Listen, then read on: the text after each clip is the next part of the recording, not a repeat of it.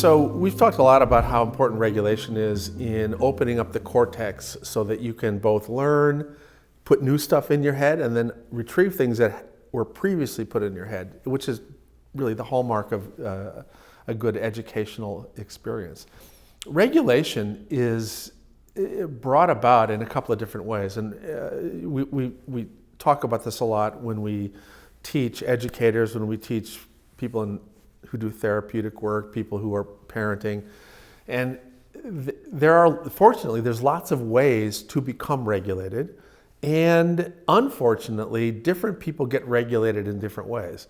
So this is a challenge when you have an aggregate care environment like a classroom. In the classroom, you're going to have some kids who find one activity regulating and another activity not so regulating. This is part of the challenge of creating a simple, singular plan to make your classroom regulated. But a couple things that you can keep in mind. Number one, when the brain is not aware of what's about to happen, it gets activated, it gets stress. So unpredictability creates stress, which means predictability makes you feel safer.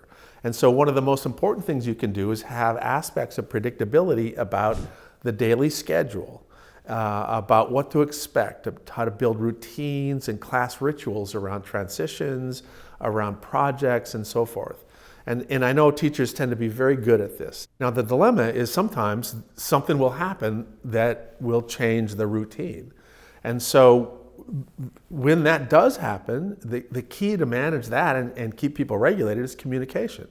Tell kids what to expect. Tell them what the difference will be. Remind them about the fact that you will be able to get back to your routine, but this is going to be a change. And so simple things, again, most educators do a really good job with this. You know, they have a written schedule, there's routines, there's class rules, it may be up on the wall, it may be in their takeaway materials they have. So this is a really interesting thing that most educators have seen. You can see the impact of no sense of routine in the first couple of weeks of school before kids have built in what the routine is for their classroom. And so when you first come in and they're learning the routine, it's harder for them to learn. So all educators know that the first couple of weeks of school, you don't really introduce a lot of new content. And that's because kids don't learn very well when they're dysregulated because they're seeing new kids and there's new routines, there's new expectations, there's new rules. But after a couple of weeks, and the kids are familiar, the routines are familiar, then they're ready to learn, right? Oddly enough, some of the most regulating things are things that we tend to not like kids to do. What we know about the brain is that when we experience pattern, repetitive, rhythmic activity, or somato, which means body, and sensory means sensory input from the external world, when these things are pattern, repetitive, and rhythmic, we feel regulated. So we actually are going to learn better when we move. And I know it's hard to have a classroom that's moving, but if you have pattern, repetitive, rhythmic opportunities over the course of your instructional minutes, either by yoking somatosensory activity to cognitive presentation of content, or by having somatosensory breaks, you're going to be much more effective. It's going to be a much more regulated classroom. And I think that there are ways to do this. There's some very, very creative ways to, for example, teach math using hip hop, or to start the class with 3 minutes of deep breathing and stretching. Those are somatosensory activities that are regulating.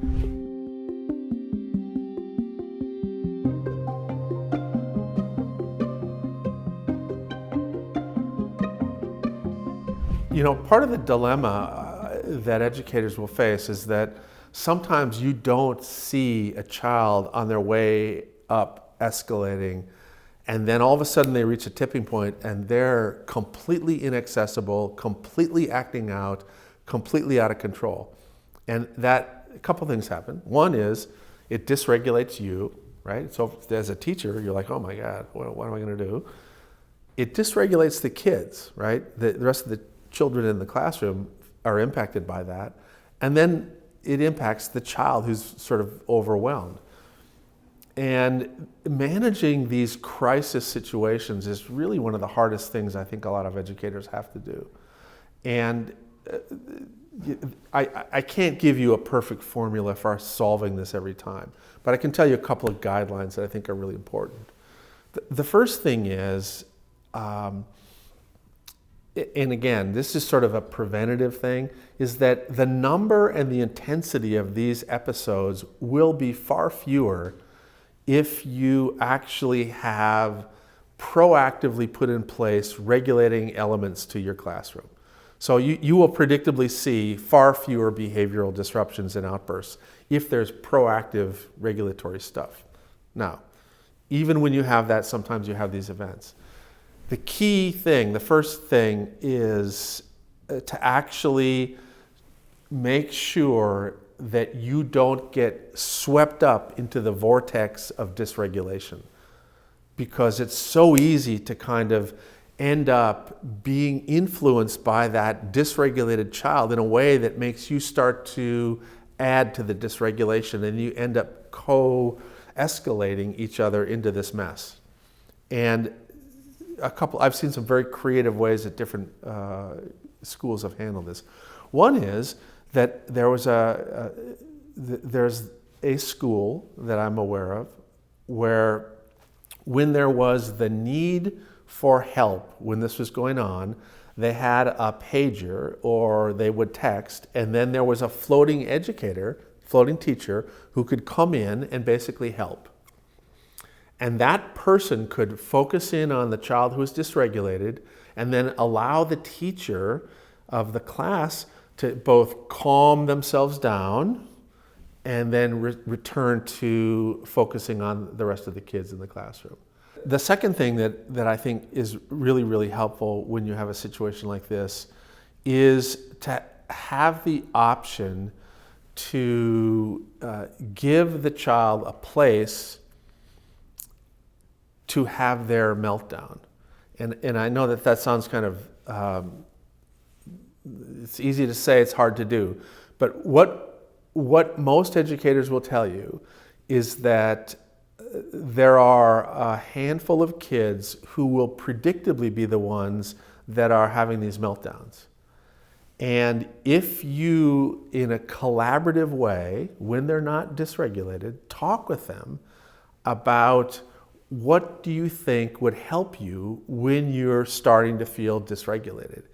What do you think it is? Do you want to go do video games? Do you want to go for a walk? Do you want to go, do you just want us to leave you? What would help? And so if there is some collaboratively arranged solution to a child starting to feel dysregulated, rather than the teacher having to keep an eye on that child, the child themselves will essentially recognize, I don't want to be here, I don't want to do this. I want to go to the teacher and have permission to say to the teacher, I need to go to the sensory room, or can you help me take a walk, or whatever. And because it's been prearranged, the child has control over the process in a way that frequently takes a lot of the fuel out of that, the escalation, and then they can go do whatever is regulating for them. And we've seen places where they've done that sort of thing, used collaborative problem solving with that kind of set of choices, and they've gone from hundreds of incidents per year in some classrooms down to basically 2 or 3. And so, again, that may not help in the moment, but if you know that you're going to have a few kids like that, it's really helpful to have an intentional, proactive, collaborative problem-solving process so that you can help avoid some of that stuff.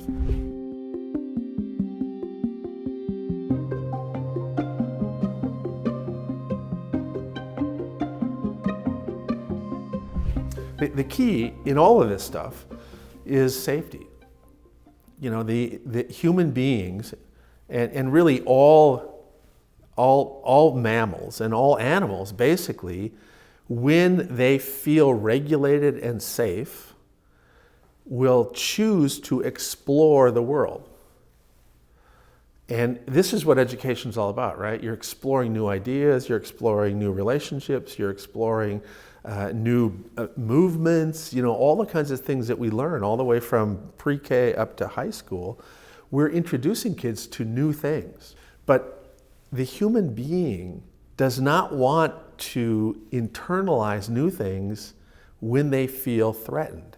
So when you feel threatened and overwhelmed and dysregulated and disrespected and not seen, you retreat into yourself and into what you know, what's familiar, what you already know, what you already believe. And your willingness to go out and learn new things is diminished. But if somebody feels safe and the environment's made familiar and there's a certain consistency and predictability, after a while, everybody wants to go do new things. So if you're an educator and you want to create an environment where kids want to learn, you create an environment where kids feel safe. And when they feel safe, they will leave their comfort zone and explore these new ideas that you're introducing. And this is really, again, the hallmark of an optimal developmental environment, an optimal healing environment, an optimal educational environment, an optimal parenting environment is safety. It's bedrock.